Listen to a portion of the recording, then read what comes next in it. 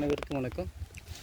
நாம் இந்த அமராவதி ஆற்றலை தொடர்ந்து நாம் இந்த ஆய்வு பண்ணிகிட்ருக்கோம் குமணனுக்காக.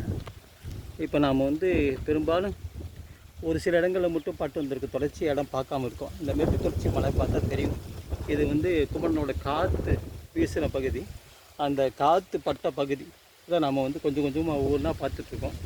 இது வரைக்கும் நமக்கு கிடைச்ச தரவுகள் இங்கே பெரிய ஒரு சிவன் கோயில் இருந்ததாகவும் அந்த சிவன் வழிபாடு நம்ம ஊர கந்தசாமிக்கு விராயர் குருசாமிக்கு விராயர் அவர் எழுதின பாடலில் இருக்குது.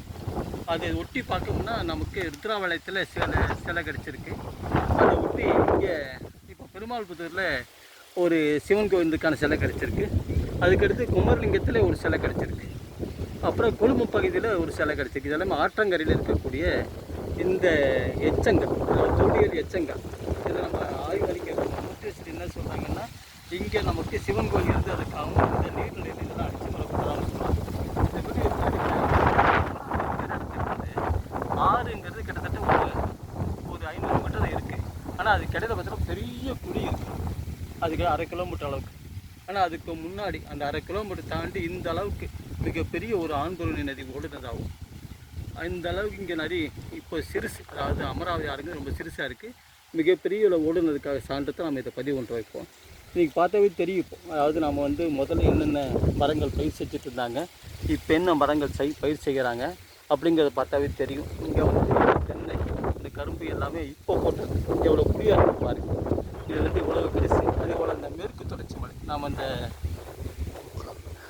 அந்த ஒட்டி இருக்கக்கூடிய நம்ம இந்த குதிரையாறு, பூக்கால் இதெல்லாமே தெரியுதுன்னு இதை பதிவு பண்ணுறோம். இந்த அமராவதி ஆற்றங்கரை நீர்வழி நாட்டு ஆற்றங்கரை நாகரிகத்துக்கு நம்ம உறுதிப்படுத்துறதுக்கான சான்றுகளை உறுதிப்படுத்தும். நீங்கள் நாம் கிட்டத்தட்ட அந்த வெள்ளப்பாறை, மாராக்காப்பாறை, அதை இன்னொன்று பார்வதி சிலை எடுத்தது.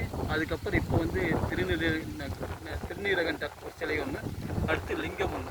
இதெல்லாமே நாம் தொடர்ச்சியாக ஒவ்வொரு கிலோமீட்டருக்கு இடையில இந்த நீர்நிலையிலேயே நம்ம எடுத்திருக்கோம்.